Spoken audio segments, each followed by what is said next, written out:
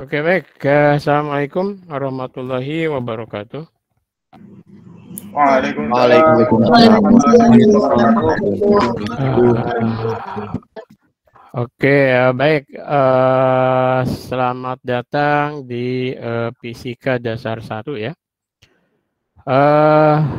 Ya, terutama untuk yang mahasiswa baru ini ya, Anda belum ke kampus ya. Oke, selamat datang dan selamat bergabung di keluarga Universitas Gadjah Mada. Mudah-mudahan Anda dalam kondisi prima, kemudian juga nanti sukses ya kuliahnya, terutama di Fisika Dasar 1. Jangan jangan mengulang, maksudnya Anda sekali aja mengambilnya, kemudian nanti Fisika Dasar 2 atau mungkin hanya ada yang Fisika Dasar 1 saja ya sekarang. Karena ini masuk ke kurikulum 2021 ya. Semua mahasiswa di MIPA memang diharuskan mengambil fisika dasar, cuman kalau tidak salah di kurikulum 2021 ini ada yang hanya mengambil fisika dasar 1, kemudian ada juga yang hanya mengambil fisika dasar 2 ya. Gitu. Tetapi untuk yang departemen fisika, kalau tidak salah nanti Anda juga akan mengambil fisika dasar 2 ya setelah lulus fisika dasar 1. Oke, jadi nanti kuliah kita itu akan dilaksanakan dalam seminggu itu 2 kali pertemuan ya. Jadi hari ini 2 jam itu berarti 100 menit. Kemudian nanti besok pagi karena besok libur ya, oke kita libur saja. Nanti akan diganti hari lain ya, bisa hari Sabtu atau mungkin nanti malam ya gitu, terserah Anda lah gitu. Tapi secara formalnya akan ditentukan oleh pengajaran ya untuk yang 1 jam besok. Baik, saya akan share PowerPoint. Sebetulnya kalau Anda sudah masuk di Google Classroom, itu semua materi yang akan saya sampaikan itu sudah ada di Google Class ya. Juga di situ ada video-video kuliah begitu. Anda juga bisa kalau bosan lihat saya, nanti Anda lihat orang luar ya, lihat di Google Class gitu ya. Jadi hampir ya tidak seharusnya tidak hanya Anda melihat kuliah saya saja. Sekarang ini online sudah banyak kuliah terkait fisika dasar ya. Jadi Anda diperbolehkan untuk mana saja. Akan tetapi memang kadang-kadang ya kalau kehadiran begitu sebetulnya ada dispensasi ketika di kuliah online seperti ini ya. Kan ketika kuliah luring gitu ya, tatap muka, Anda diharuskan 75% kan. Tapi di luring ini kalau tidak salah ada dispensasi lah. Terutama bagi Anda yang mungkin di luar daerah yang itu banyak gangguan ya. Oh oke ya, dan tolong nanti kalau misalnya karena ya internet kita itu kadang-kadang putus nyambung, tolong kalau suara saya hilang, Anda chat atau Anda nge-WA di grup ya bahwa suara saya hilang. Jangan sampai nanti saya ngomong terus padahal saya sudah keluar grup gitu atau tidak muncul suaranya ya. Gitu. Itu juga pernah kejadian. Oke, saya share screen.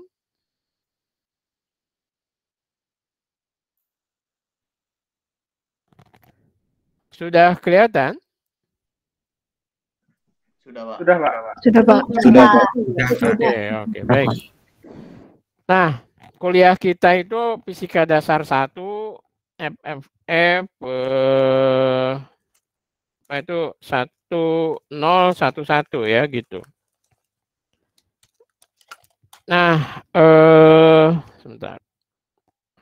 Ada kesalahan.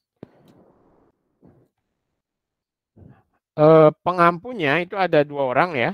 Jadi ada saya dan Pak Romi. Jadi saya nanti sebelum UTS dan nanti Pak Romi setelah UTS ya gitu. Kita 3 SKS ya gitu. Kemudian di RPKPS sudah saya letakkan di ini, di mana, di Google Class ya. Jadi biar Anda, RPKPS untuk apa? Sebetulnya RPKPS itu untuk Anda cross check terhadap saya, juga untuk Anda mendesain belajar Anda ya. Bahwa bagaimana topik mingguan, kemudian sampai mana kita akan ujian UTS dan sebagainya. Itu kita mestinya patuh kepada RPKPS gitu. Sehingga nanti Anda di akhir kuliah juga bisa mengevaluasi saya, apakah saya mengajar sesuai RPKPS atau terlalu ngawur ya gitu. Jadi ya karena nampak terlalu ngawur ya kadang-kadang gelandang ya, artinya kemana-mana gitu. Ya maksud saya ya secara formal itu, tapi kadang-kadang kita perlu menambah dan sebagainya lah ya wawasan kita. Dan fisika dasar itu kalau tidak salah Anda sejak SMP sudah dapat. Jadi ya kalau ini membosankan bisa jadi ya gitu. Cuman ya itu kadang-kadang kita SMP terus SMA, yang SMP lupa ya. Kemudian nanti SMA dapat lagi, SMA lulus lupa lagi. Di kuliah juga begitu. Dapat fisika nanti setelah semester sekian lupa lagi. That's wajar ya, manusia gitu ya. Tapi ya itu kita minimal kita tahu konsep dasarnya lah ya gitu. Dan Anda juga harus ingat konsep dasarnya itu gitu ya.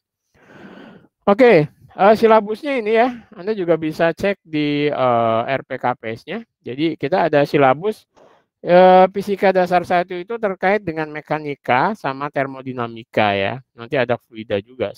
Fluida ya masuk mekanika lah. Jadi mekanika, biasanya mekanika sebelum UTS. Setelah UTS biasanya masuk ke kalor ya, atau termodinamika begitu ya.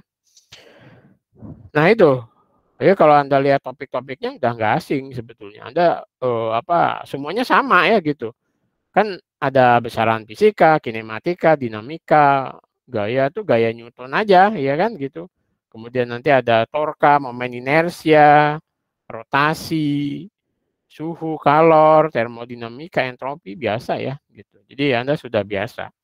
Nah kalau asing malah tanda tanya nih, kenapa asing ya gitu? Apa jangan Anda nggak lewat SMP SMA langsung kuliah gitu? Kan nggak mungkin juga ya gitu. Oke, buku acuan kita ini, jadi ada Heliderisnik ya, edisi ke-10. Jadi nanti bukunya sudah saya sertakan juga di Google Class. Anda tidak usah khawatir, nggak usah beli ya. Dalam e-book ya, gitu. Tipler, kemudian Shareway itu ada juga. Kalau Tipler biasanya ya kalau Anda mendapatkan e-booknya bagus lah. Kalau nggak ada ya biasanya sudah ada terjemahannya juga. Tapi ya kalau bisa sih ya boleh baca terjemahannya, boleh baca aslinya. Anda harus mulai terbiasa juga ya dengan teks-teks yang berbahasa Inggris ya. Kalau bisa jangan ditakuti tapi Anda dekati biar Anda terbiasa lah ya. Kuliah selama 4 tahun dengan teks-teks yang bahasa Inggris biar nanti Anda kalau mau melanjutkan S2 atau S3 ke luar negeri atau kemana aja gitu, Anda tidak asing lagi gitu ya. Oke, itu ya buku teksnya juga Anda dapatkan di Google Class juga, atau buku teks apa saja yang penting Anda bisa jawab soal saya udah ya gitu. Jadi saya tidak mengharuskan Anda harus baca buku Halliday ya, itu kan ribuan halaman tuh dari halaman awal sampai akhir gitu ya. Bisa botak ya itu ya. Saya sendiri baru baca judul besarnya aja ya, kalau sampai teliti hatam gitu belum juga ya. Gitu. Jadi tapi kalau Anda mau hatam juga boleh ya. Tes suara saya kedengaran? Aman, Pak. Oke, kemudian kontrak kuliah kita nih. Kontrak kuliah kita itu nanti ada soal UTS. Soal UTS-nya itu biasanya 25 soal ya kalau tidak berubah. Gampang ya soalnya. Multiple choice juga. A, B, C, D, E. Jadi waktunya biasanya 2 jam.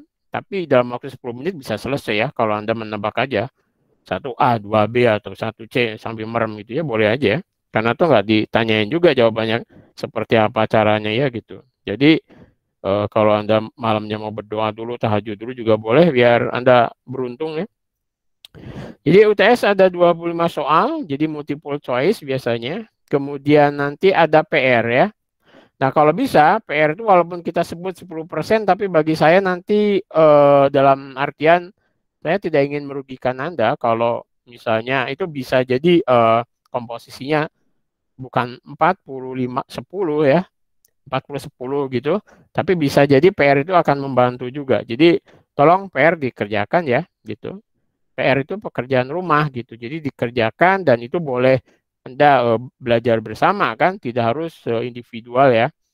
Tapi ketika UTS itu Anda kerja mandiri gitu. Jadi kalau pekerjaan rumah itu Anda boleh belajar bersama. Mungkin pakai Google Meet atau pakai Zoom ya gitu, belajar bersama sehingga PR semua dikerjakan dan ya minimal 3 kali ya. 3 kali ada mungkin 3 soal. Jadi dalam setiap dua minggu lah. Mungkin minggu ini tidak ada PR, mungkin minggu depan saya ada kan gitu ya. Nanti ada 3 kali dan nanti ada grader ya. Jadi ada asisten yang mengoreksi PR itu dan itu yang ngoreksi mereka bukan saya juga. Nah, saya terima beresnya saja ya gitu. Dan kadang-kadang nanti ada grader itu juga memberikan Anda tutorial ya untuk latihan soal biasanya. Oke, jadi intinya gitu. Oke, kita masuk ke materi. Atau mungkin ada yang mau ditanyakan dulu, silakan. Terkait kontrak kuliah kita atau RPKPS. Kalau ada yang pengen tanya. Ada tidak? Halo? Tidak, Izin Pak. bertanya, Pak. Oh ya, silakan.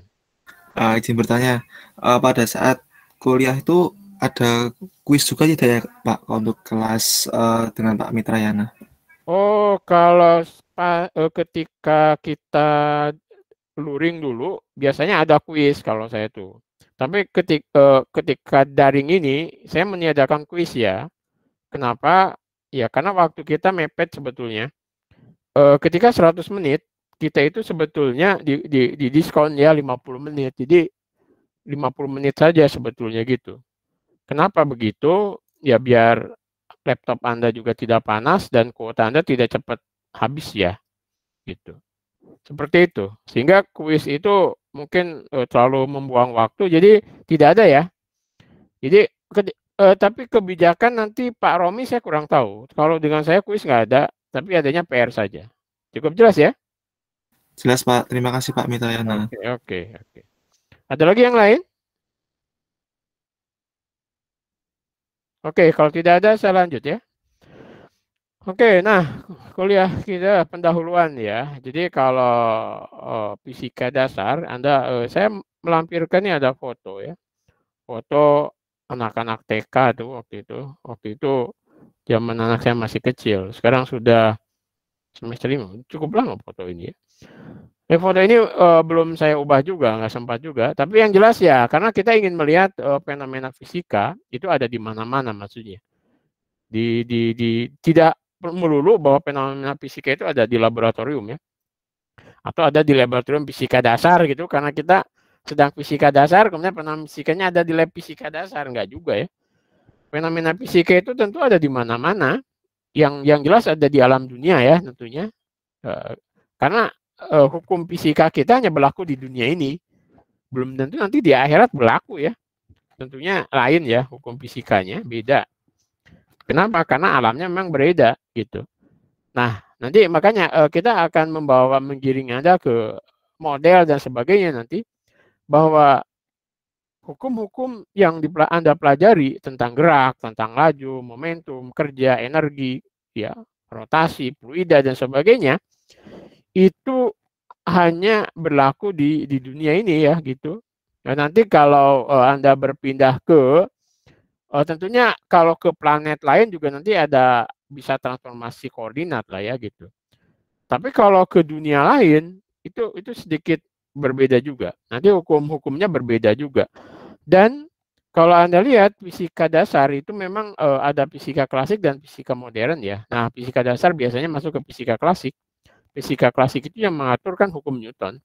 Nah, nanti ke fisika sedikit modern itu ke relativistik, kemudian ke mekanika kuantum, yang hukum-hukum Newton sudah tidak berlaku juga gitu ya, hukum kausalitas dan sebagainya sudah tidak berlaku ya gitu. Jadi nanti ya yang kita pelajari ini adalah di kehidupan real kita biasanya ya gitu. Nanti ada gerak ya, geraknya gerak putaran, gerak laju, momentum, energi, ya kan, kesetimbangan dan sebagainya. Ada rotasi, nanti ada gerak Coriolis, gerak macam-macamnya di situ ya. Juga kenapa Anda misalnya bisa berjalan karena ada gaya gesekan, ya kan gitu, ada gaya gesek. Itu kalau nggak ada gaya gesek kita semua jatuh ya, seperti itu. Ada gaya tarik ya dan lain-lain sebagainya. Jadi itulah fenomena fisika ya yang bisa kita simpulkan di foto ini ya. Anak-anak bisa berlari dan sebagainya lah gitu. Oke, kita masuk ke sains dan kreativitas ya gitu. Nah, sains. Kalau Anda bicara sains, apakah sains itu memerlukan kreativitas? Iya tentunya kan. Kreativitas itu tidak hanya berlaku di dunia seni ya atau tari gitu ya. Tapi dunia sains itu juga memerlukan suatu kreativitas gitu. Kalau Anda tidak kreatif, ya. Dan kalau Anda perhatikan penemu-penemu, kalau Anda suka membaca sejarah autobiografi dari saintis atau apalah gitu ya, Anda lihat bahwa sebetulnya teori atau penemuan itu didasari oleh kreativitas dari seorang penemu ya gitu. Kalau kita lohom aja melihat fenomena, kita nggak akan dapat apa-apa. Misalnya ketika ya kalau Anda baca ya sedikit apa namanya mungkin sejarah valid atau tidak kurang tahu ketika apel jatuh menimpa kepala Newton, kemudian Newton berkreatif, ada hukum gravitasi dan sebagainya. Kalau apel itu jatuh ke kepala kita, yang kita pikirkan mungkin ini siapa yang jatuhin ya gitu. Atau terus apelnya malah kita makan gitu kalau kita lapar ya gitu. Bukan berpikir ya gitu. Nah artinya bahwa fenomena itu akan menjadi sesuatu yang katakanlah ini model sains atau bukan non sains gitu, itu karena kreativitas dari seorang penemunya ya gitu. Tanpa kreativitas dari seorang penemunya ya nggak mungkin juga muncul. Contoh lain adalah perumusan relativitas dari seorang Einstein gitu. Walaupun sampai sekarang orang belum bisa membuktikan secara real ya tentang relativitas umum atau relativitas khusus gitu ya. Nah, tapi karena kreasi Einstein itu bisa orang bisa apa namanya membuat teori tentang relativitas ya. Ya, karena kreativitas gitu. Jadi ya sains itu sesuatu aktivitas kreatif juga gitu ya. Artinya bukan kreatifnya dalam tanda petik ya, nanti ada batasannya. Kalau misalnya bidang seni atau bidang tari kreatif itu ya kreatif kalau ya misalnya tari gitu itu beda tentunya dengan sains ya. Bidang seni juga beda ya gitu. Ada batasannya. Nah, sains biasanya itu dibatasi oleh pembuktian eksperimen ya gitu.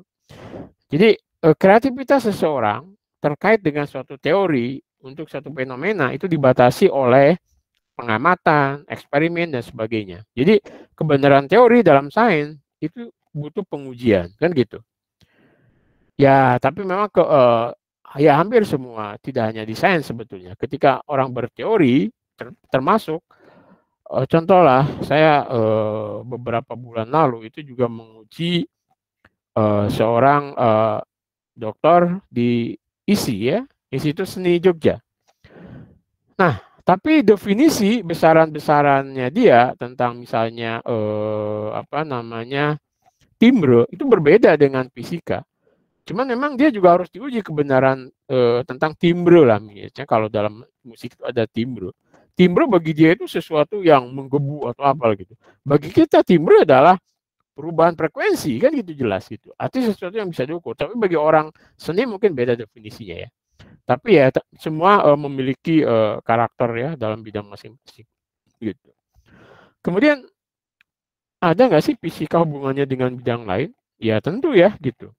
Selama bidang lain itu ada di dunia real, di dunia nyata, mesti itu terkait dengan bidang fisika.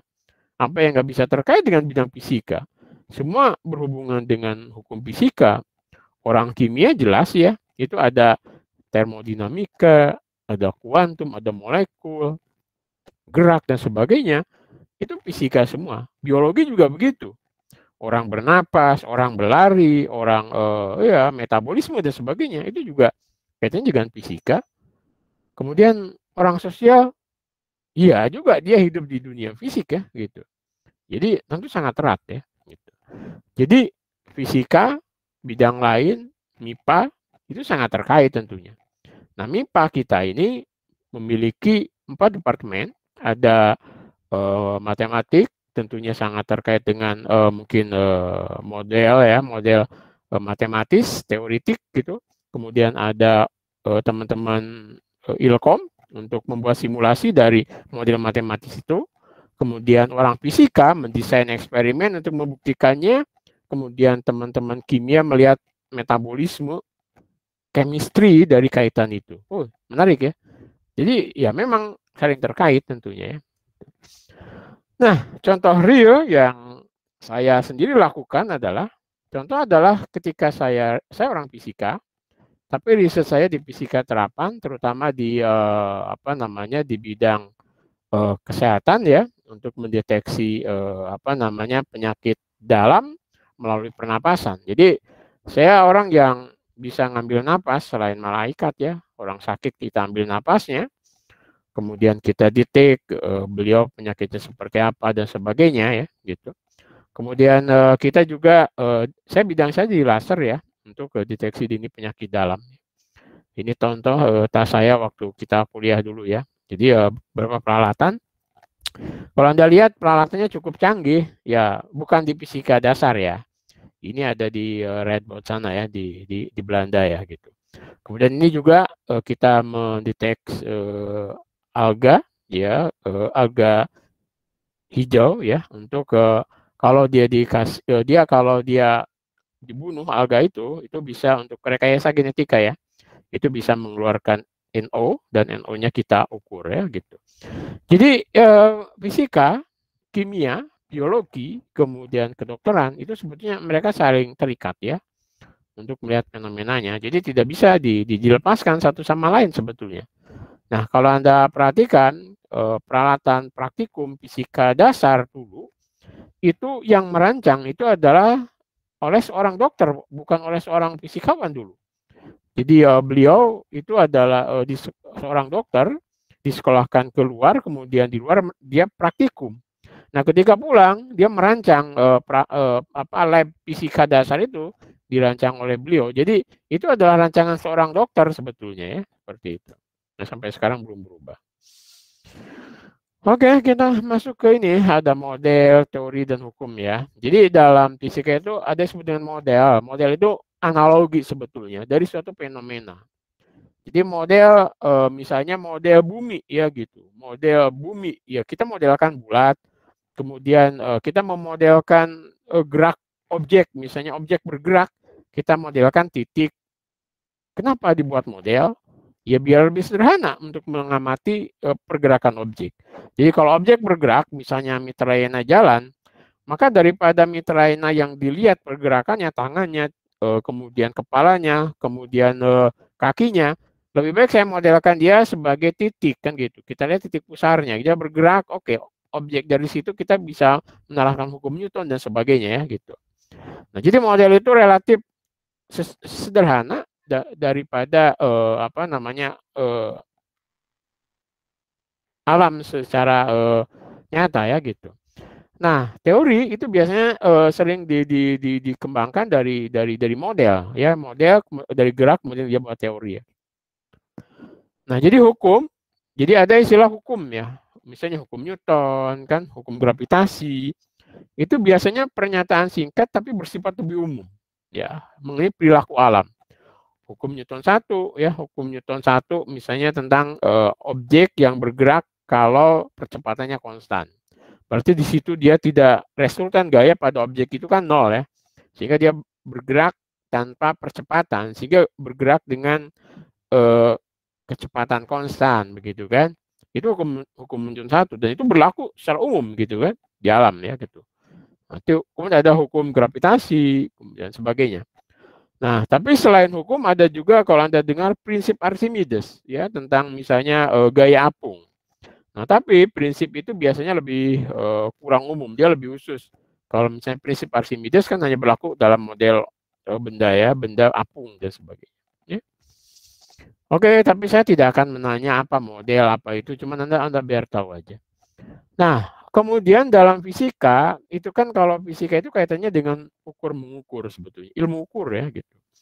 Jadi ketika mengukur itu selalu yang namanya orang, kalau misalnya saya ngukur dengan meteran gitu, saya ukur meja ini ternyata hasilnya adalah 3 meter. Tapi ada orang lagi yang mengukur lagi, oh enggak 3 meter, 3,1 meter. Kemudian ada orang mengukur lagi, oh 3,2 meter, oh 3,3 meter gitu. Kok beda-beda? Itu wajar ya bahwa tergantung, jadi ketelitian orang juga tergantung dari ketelitian alat ukurnya. Bisa jadi 3,102 meter gitu. Karena ukurnya dia pakai jangka sorong gitu. Nah, itu namanya ketidakpastian. Dalam fisika itu tidak ada yang pasti. Dalam pengukuran mesti ada plus minusnya namanya ya, ketidakpastian. Contoh misalnya kita mengukur lebar kertas itu 5,2. Nah, tapi ada plus minus karena ketelitian alat ukur kita 0,1 cm. Nah, bisa jadi 5,2 itu adalah nilai rata-rata dari pengukuran misalnya 10 kali ngukur nih. Jadi ada 5,2, 5,1, 5,3 dan seterusnya gitu. Nah, rata-ratanya 5,2. Nah, jadi angka 5,2 itu hasil ukurnya sebetulnya ada 5,1 dan juga ada 5,3 gitu. 5,1, 5,3 kan gitu. Kenapa ya? Karena ini ada 0,1 cm ketidakpastiannya. Nah, ketidakpastian 0,1 ini kalau kita lihat, oh dalam persen, oh dia 2%, ini udah cukup bagus ya gitu.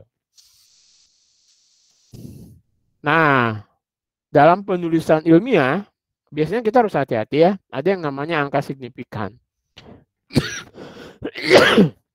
Jadi misalnya gini, jadi ini kesepakatan kita ya, bahwa hasil akhir dari perkalian atau pembagian harus memiliki digit hanya sebanyak digit pada angka dengan angka signifikan terkecil yang digunakan pada perhitungan tersebut. Contoh misalnya ini 11,3 cm ya.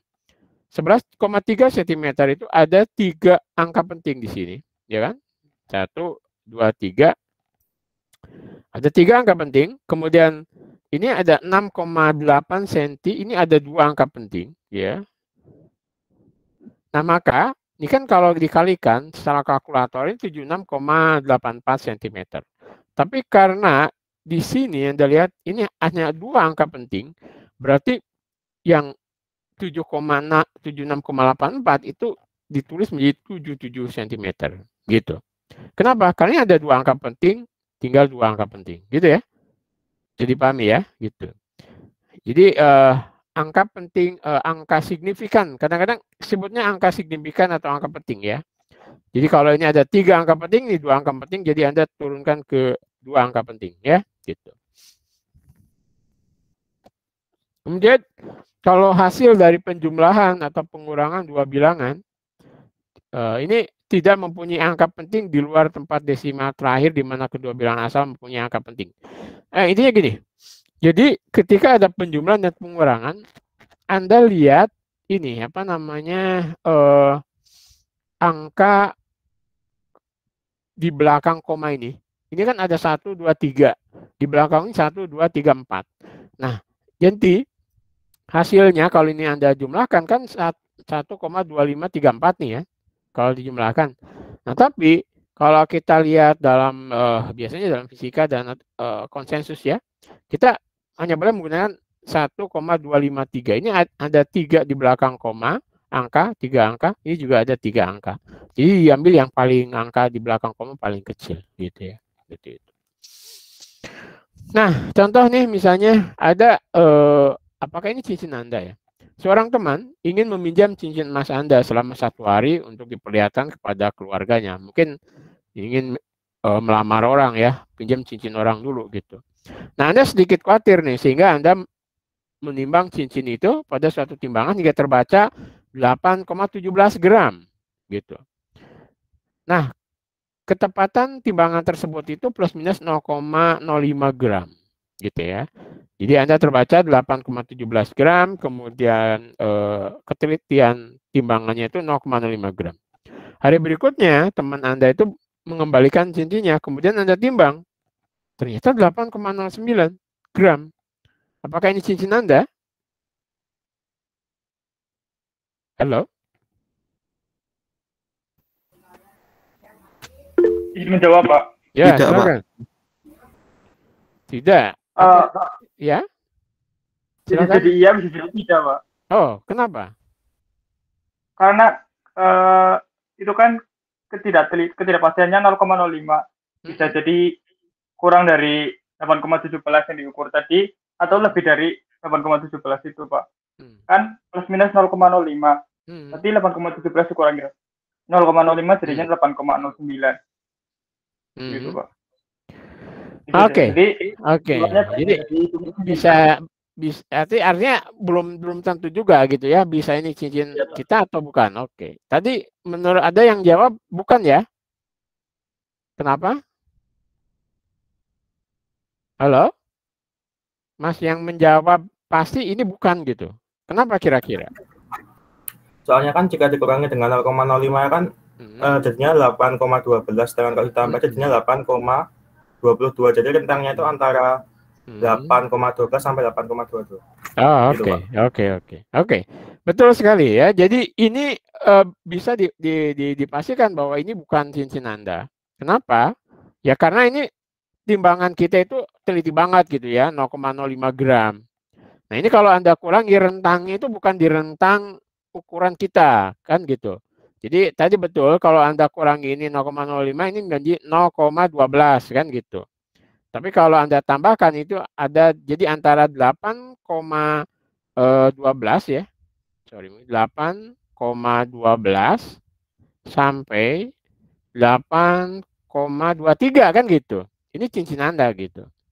Nah, ketika ada orang bawa cincin ternyata diukur jadi 8,09 gitu.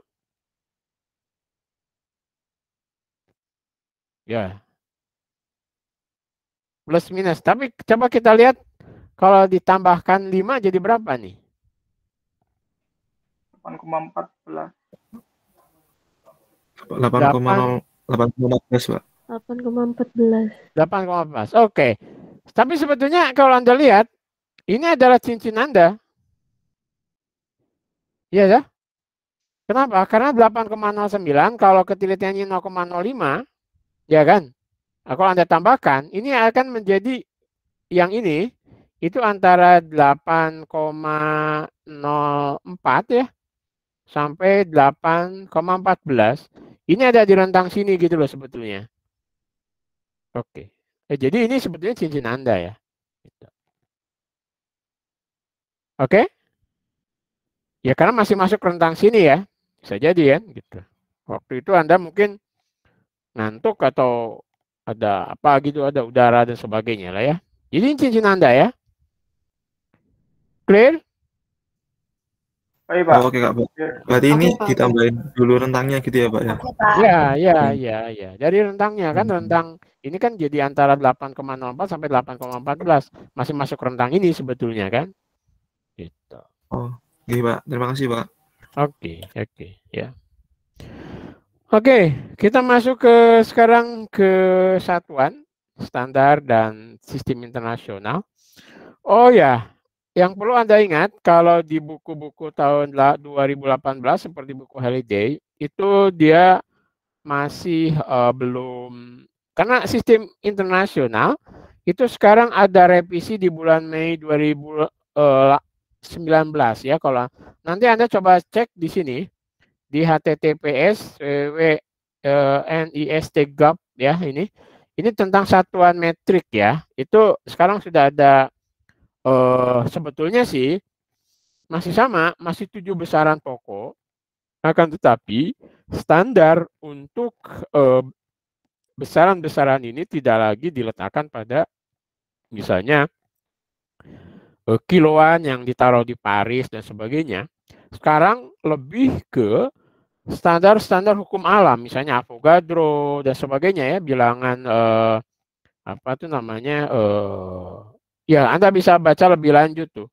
Nah, saya dulu pernah juga ikut apa dengan standar SNI-nya Jakarta waktu itu, tahun 2019 waktu itu ya. Nah, jadi standarnya Anda bisa langsung baca ke sini nih, yang ini ya. Jadi silakan nanti dicek yang ini. Yang ini dicek ya sendiri untuk baca lebih lanjut.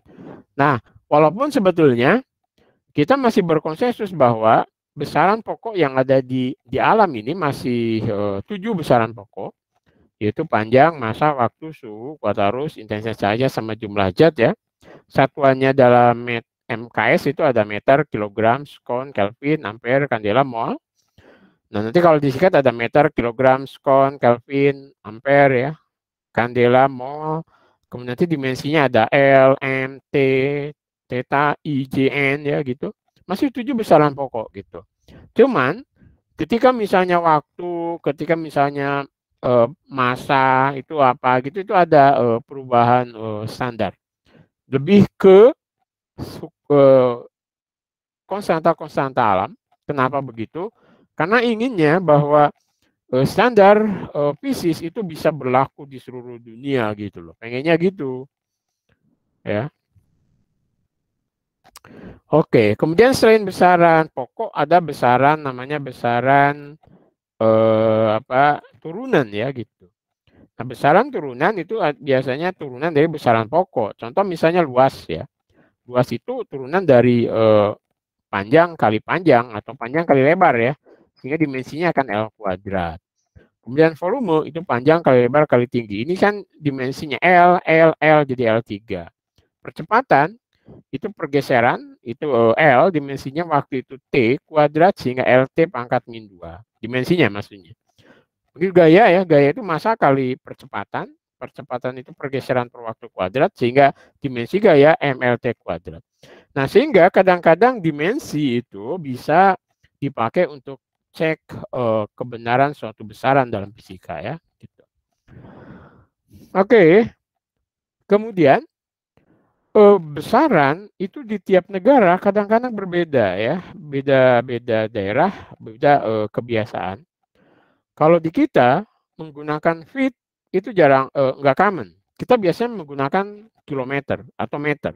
Kita bisa bayangkan 1 kilometer itu bisa kita bayangkan. Tapi kalau misalnya 100 feet atau 100 kaki, kita agak mikir gitu. Kemudian termasuk juga misalnya kita jarang menggunakan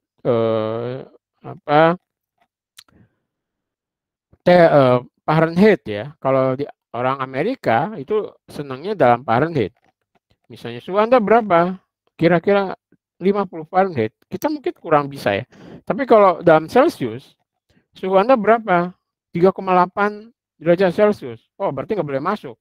Anda mungkin agak kena sedikit COVID, kan gitu. Bisa jadi ya.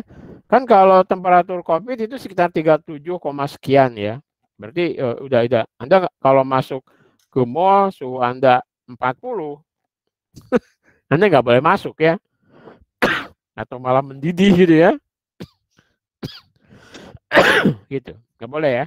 Jadi artinya Celsius, Kelvin, Fahrenheit, tapi bisa dikonversi gitu. Termasuk juga gitu. Jadi antara inci gitu kita jarang kan, nggak begitu common juga di inci. Tapi kita kalau senti kita tahu 1 senti itu bisa bayangkan ya. Gitu. Tapi tentunya kita bisa mengkonversi dari 1 inci ke senti atau dari 1 kaki ke meter ya, yard ke meter, mil. Kita jarang banget pakai mil gitu kaki ya. Tapi atau Armstrong gitu. Armstrong tuh untuk biasanya kecil-kecil ya. Begitu juga massa. Ada ya kalau massa misalnya 1 slug sekian kilogram, 1 ton 1 kilogram, 1 muk. Kadang-kadang di daerah Anda juga mungkin ada satuan sendiri. Kalau misalnya ada 1 muk itu sekian kilogram, tapi bisa kita konversi ya. Waktu dari hari, jam, skon dan sebagainya. Oke. Nah, contoh misalnya ada berapa besar laju 2 kaki per jam dalam satuan SI, misalnya meter per sekon. Maka untuk mengubahnya itu gampang sebetulnya kan. Ini 2 kaki per jam. Ya 1 meter itu sekian kaki kan, kalau kita lihat nih. 1 meter itu sekian kaki. Kemudian nanti 1 jam itu sekian 3.600 sekon. Nah, maka kaki dan kakinya coret, jam dan jamnya coret, tinggal meter dan sekon ya. Jamnya coret-coret gitu. Jadi dapat gitu. Jadi gampang kan? Jadi ini tinggal ini 1 meter sekian kaki, 1 jam sekian sekon. Kan jadi coret, coret, ya kan?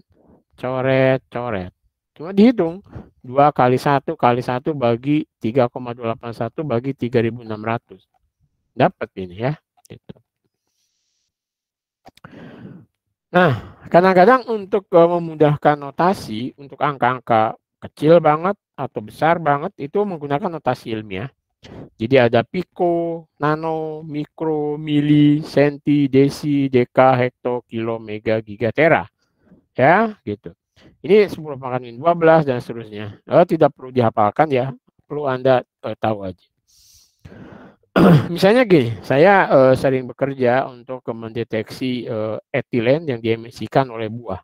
Suatu ketika saya dapatkan konsentrasi etilennya 0,00012 volume. Kalau saya tulis 0,00012, kemungkinan salah ketik bisa kan? Ini kalau saya ubah dalam notasi ilmiah, ini menjadi 12 kali 10 pangkat min 6 volume. Artinya ini 12 mikrovolume, gitu kan? Ini lebih enak gitu loh, ya 12 mikrovolume, lebih enak gitu. Jadi lebih juga angka pentingnya nanti kan kaitannya dengan angka penting juga. Ini 2 angka penting dan seterusnya.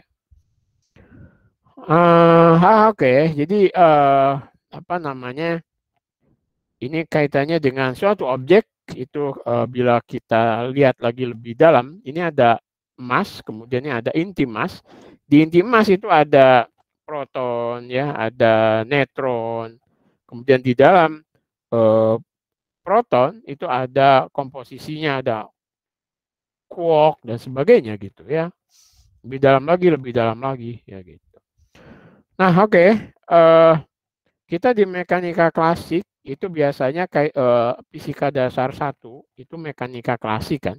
Itu ya mekanika itu bagaimana dan kenapa sesuatu bekerja kan gitu. Nah, mekanika klasik itu biasanya objek-objeknya ya tidak terlalu cepat, kemudian juga tidak terlalu kecil. Jadi lebih besar C itu kecepatan cahaya ya. C-nya kecepatan cahaya 3 kali 10 pangkat 8 ya, meter per sekon. Kemudian kalau diameter atom itu kira-kira 10 pangkat min 10 meter. Jadi objeknya itu akan jauh lebih besar daripada ini. Kemudian kecepatannya jauh lebih kecil daripada ini. Ya gitu. Kemudian sebagian besar situasinya adalah situasi sehari-hari. Lintasan bisbol, orbit planet, dan sebagainya ya. Gitu.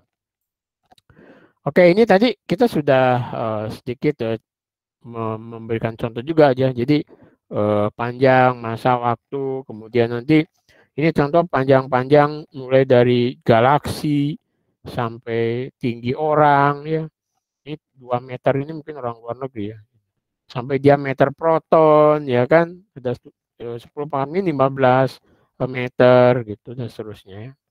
Atau radius dari jagat raya kira-kira 10 pangkat 26. Kemudian begitu juga usia jagat raya sampai usia orang ya. Kalau usia manusia sih ya paling nggak nyampe 100 tahun ya. Ya 80 udah terlalu tua ya. Masa dari galaksi sampai neutrino ya. Itu masa Anda itu kira-kira 70 aja terlalu gede ya. Itu ya kadang-kadang ketika saya kuliah masa saya itu kira-kira 30 kilogram ya. Setelah lulus jadi 73 kilogram. Nggak tahu ketambahan banyak banget ya gitu. Oke, ini satuan dalam internasional tadi kita sudah ya. Oke. Nah, ini PIT dan seterusnya. Oke, nah analisis dimensi ya, analisis dimensi ini biasanya memudahkan kita untuk memeriksa kerjaan kita benar nggak sih gitu. Misalnya Anda mengerjakan soal, jawaban Anda tentang jarak itu gini, D sama dengan VT kuadrat gitu. Nah kita cek deh, D itu adalah jarak, jarak itu dimensinya L ya kan gitu, panjang kan L. Tapi kalau Anda masukkan ini L, kecepatan itu L per T, kali T itu waktu ya, T kuadrat. Jadi L kali T, jadi ini salah gitu. Jadi Anda itu D sama dengan VT kuadrat itu salah gitu kan. Kenapa? Karena dimensi kiri dan kanan beda gitu. Berarti itu salah. Nah, jadi dimensi itu apa namanya membantu Anda untuk menganalisa ya dari suatu persamaan itu betul atau tidak. Ini analisa dimensi ya, jadi periode dari suatu bandul misalnya kan, apakah ini, dan ini. Nah, kita lihat periode itu kan waktu ya, berarti kan T. Kemudian dimensi L, dimensi D. D di sini adalah panjang ya, itu L, kemudian G itu L per T kuadrat. Kira-kira yang mana yang benar nih? Kemungkinan ini ya kan gitu. Kita cek, kalau yang ini nih, L kuadrat, T kuadrat. Jadi L per 4 ini ya. Ini kalau dikuadratkan kan jadi seperti ini nih. Salah tentunya kan. Yang ini, yang kedua ini juga begitu. L per L T kuadrat. Ini T kuadrat tidak sama dengan T kan? Salah juga. Nah, kita cek yang ini. Oke. T. Oke, berarti periode itu persamaannya ini gitu. Jadi suatu besaran fisika, kalau kita mendapatkan suatu persamaan dan Anda lupa persamaannya seperti apa, itu bisa dicek dimensinya gitu. Mana sih yang benar gitu? Cek aja dimensinya. Mesti dimensi kiri harus sama dengan dimensi kanan ya. Seperti itu. Cuman kalau dimensinya lupa juga, wah itu repot ya. Jadi dimensinya jangan lupa. Nah oke. Nah dalam fisika dasar 1 itu, kita tidak akan lepas dari besaran vektor dan skalar.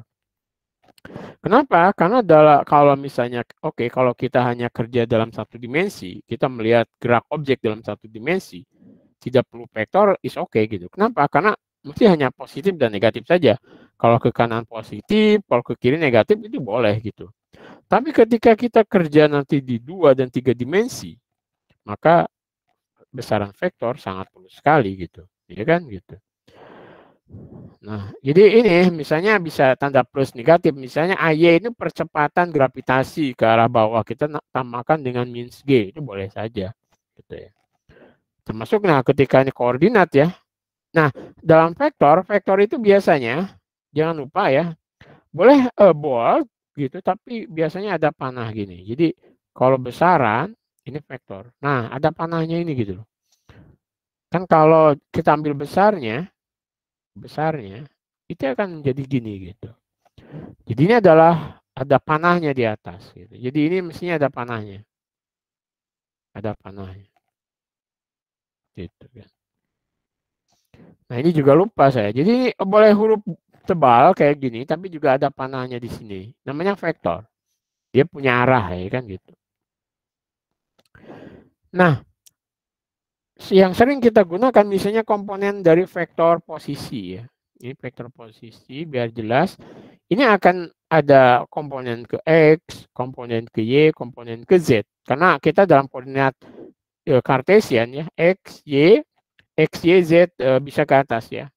X, Y, Z. Oke, ke atas. Kalau ini Z-nya ke atas ya.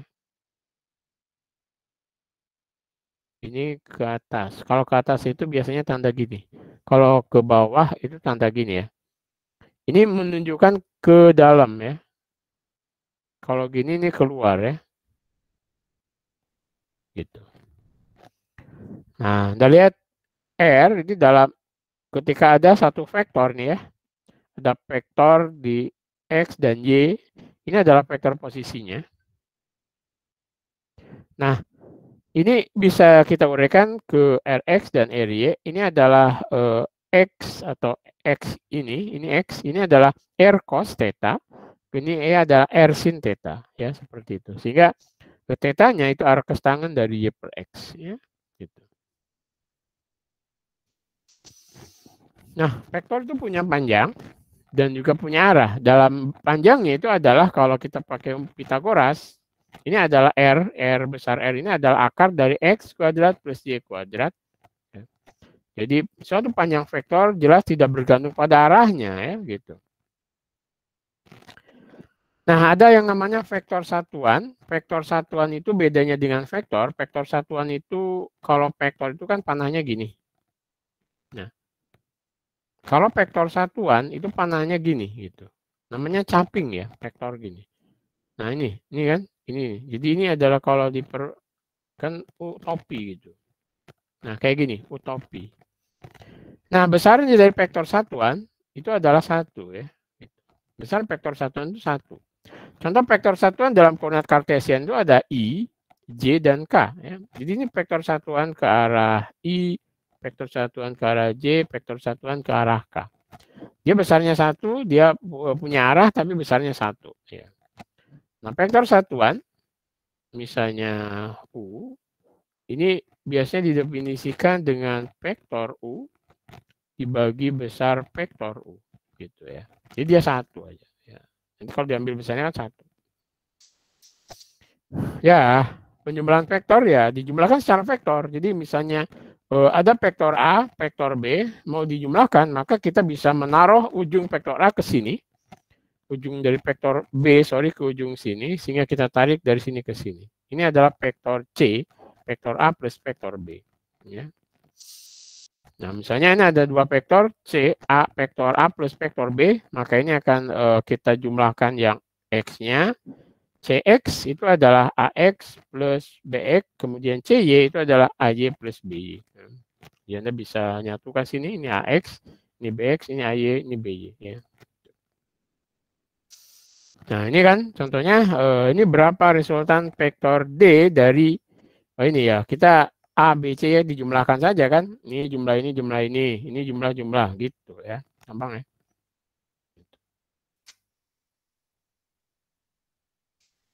Nah, kan dijumlahkan aja gitu, dijumlahin. Hasilnya ini. Ya. Jadi suku-suku yang sama jumlahkan. Oke. Nah, dalam vektor itu ada perkalian dot product ya. Jadi perkalian dot product jadi A dot B. Oh, kita sudah lebih dari 50 menit ya. Oke lah, sebentar lagi ya. Ini A dot B. Halo, suara saya masih kedengeran? Aman, Pak. Oke, baik. Ini hasil skalar dot product ya, ada A dot B. Dalam fisika ini vektor dot product ini adalah sebetulnya definisi dari dot product itu adalah AB cos theta ya kan, AB cos theta. Jadi ini dia komutatif dan ini contohnya sangat penting dalam kerja ya, misalnya R dot F gitu. Jadi atau memproyeksikan suatu vektor ke vektor lainnya biasanya dengan dot product ya gitu.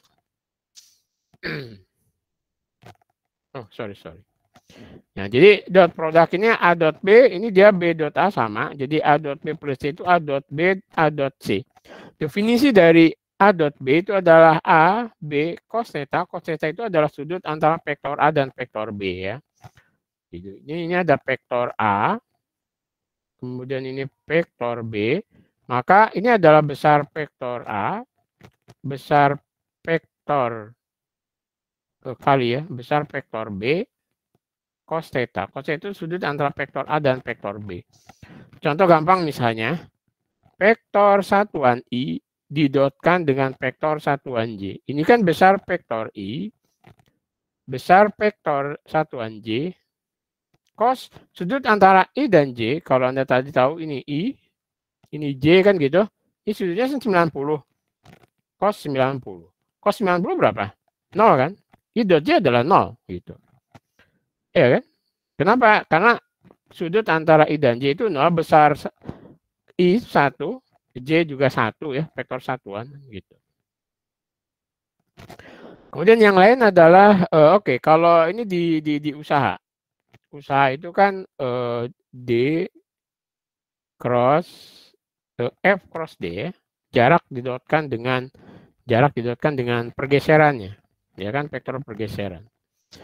Nah, ini vektor cross product itu sering ada di torka, nanti kita sering R cross gaya kan gitu. Jadi ini vektor R, vektor gaya kan, gitu. Ini torka. Nah, dalam cross product vektor A cross vektor B itu hasilnya adalah vektor lagi. Kalau Anda lihat, kalau ini hasilnya skalar ya. Vektor A dot vektor B itu hasilnya skalar. Sehingga perkalian ini sering disebut perkalian skalar atau dot product. Ya. Kalau ini perkalian vektor atau cross product. Kenapa? Karena hasil dari cross atau call dua vektor itu adalah vektor lagi, vektor baru ya kan gitu. Nah, kalau mudahnya kita bisa menggunakan ini determinan dari IJK. Sehingga nanti di sini kita tahu ini I, kemudian ini menjadi AYBZ min AZBY kan gitu. Plus min plus. Kemudian min J ini AXBZ min AZBX ya. Plus K dan nanti ada AXBY min AYBX gitu kan jumlahnya ya, dan hasilnya vektor lagi ya gitu. Dia juga anti komutatif tapi dia bisa distributif ya seperti itu. Nah, jadi A cross B itu adalah vektor baru dan ini adalah AB sin theta itu sudut antara A dan B. Kali N itu adalah vektor dari A cross B tadi. A cross B vektornya yang lain. A cross B vektornya. Kalau pakai kaidah tangan kanan ya. A cross B. Dia vektor lain. Kalau B cross A dia akan ke bawah. Kalau pakai tangan ini A, Anda lipatkan ke B, itu hasilnya ke atas. A cross B. Tapi kalau B cross A, hasilnya akan ke bawah. B cross A, hasilnya ke bawah. Oke. Dan ini ada sudut jajaran AB itu, ini ada jajaran genjang dari sini kan. Jadi luasan ini. Ya. Jadi jajaran genjangnya nggak gitu. Kayak gini lah. Itu jelek. Nah, oke, triple product ya. Triple product itu adalah ini. Jadi A dot B cross C. Gitu.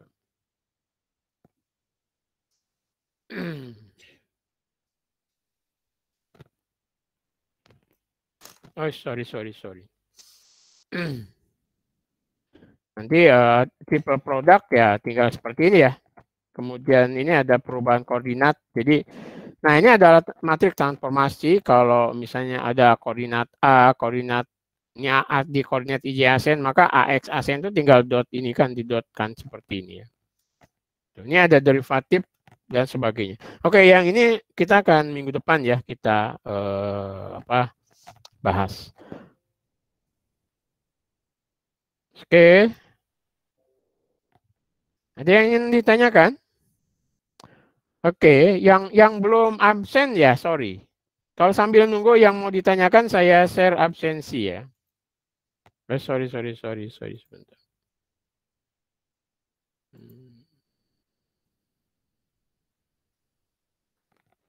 Oke, yang belum absen sambil nunggu yang silakan kalau ada yang mau tanya. Yang belum absen silakan untuk absen dulu.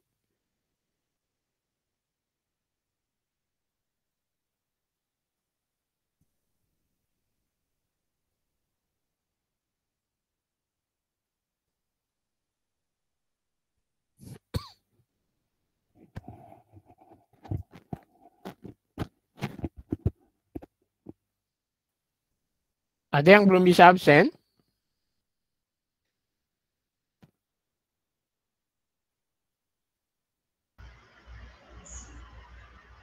Halo? Sudah, Pak. Sudah semua, oke. Sudah, Pak. Oke. Sudah, Pak. Ada 66 peserta ya. Oke. Oke, ini sudah semua. Ada yang mau tanya? Silakan.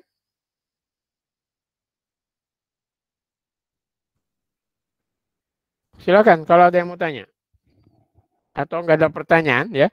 Jadi nanti silakan Anda lihat di Google Class-nya ya, semua materi saya sudah ada di situ. Kalau misalnya ada yang mau tanya juga silakan ya, bisa lewat WA atau apa gitu ya. Silakan. Oke, ya silakan Mas, siapa tadi yang raisen silakan. Ya silakan Mas Hanif, Hanifah, Mbak Hanifah, silakan. Mohon maaf Pak, sebelumnya saya ingin bertanya mengenai persentase ketidakpastian. Apakah ada maksimal persentase ketidakpastian, Pak? Tergantung dari ketelitian alatnya mau berapa persen ya gitu. Semakin mendekati semakin kecil kan presentasinya berarti itu semakin bagus ya, semakin teliti alatnya ya, gitu.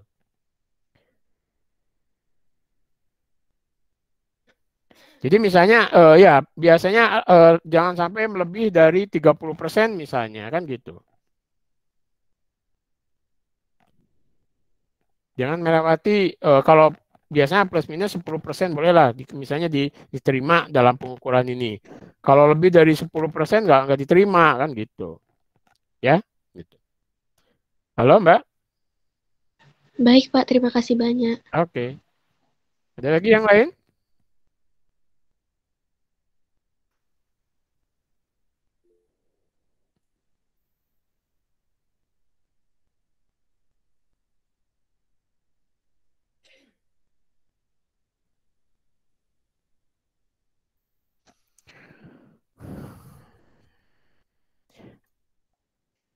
Oke, kalau tidak ada, berarti untuk hari ini cukup sekian ya.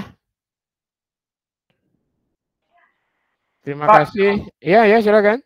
Mohon maaf, izin bertanya, Pak. Oh iya, gimana, Mas? Kalau untuk penghitungan faktor itu, apakah akan dipakai terus untuk misalkan dalam penerapan fisika ke depannya gitu, Pak? Yang apa itu? Yang ketidakpastian? Faktor-faktor gitu, Pak, penghitungan produk itu. Oke. Ya, kalau di beberapa Anda dari prodi apa? Geofisika, Pak. Oh ya, kalau geofisika sangat penting Mas itu. Nanti kalau Anda menentukan koordinat dan sebagainya kan pakai vektor. Kemudian Anda juga pismatnya sampai pismat 3 itu pakai vektor semua, analisa vektor dan sebagainya. Mungkin bagi teman-teman kimia nggak begitu penting ya, karena berikutnya mereka akan menggunakan skalar saja ya. Tapi bagi teman fisika sama geofisika, dalam tataran praktis ada mata kuliah pismat aja sampai 3 kan. Terus nanti di Anda dalam ketika kuliah lapangan atau Anda eksperimen lapangan juga Anda perlu koordinat, itu vektor semua Mas. Oke. Oke, Mas. Pak, Pak. Terima kasih. Oke, ya, oke. Ya, Mas Raden Bagus silakan. Sebenarnya mohon maaf Pak, saya ingin bertanya setelah sesi Google Meet pada pagi hari ini itu nanti kami belajar mandiri seperti itu ya Pak ya? Iya, tentunya begitu. Jadi Anda setelah ini Google Meet Anda belajar mandiri untuk yang sampai waktunya habis kan? Ya, Oke, siap. Ya. Oke Pak, terima kasih Pak. Oke, ya.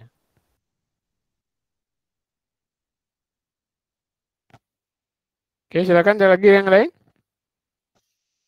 Oke, kalau tidak ada, terima kasih ya. Sampai ketemu minggu depan karena besok libur 17-an ya, Anda berupacara.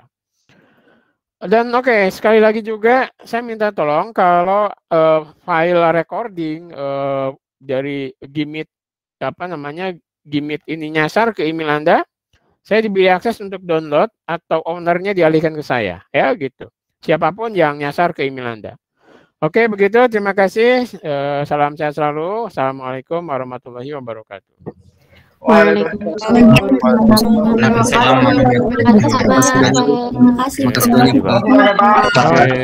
Mari. Terima kasih Pak. Terima kasih Pak. Terima kasih Pak. Terima kasih Pak.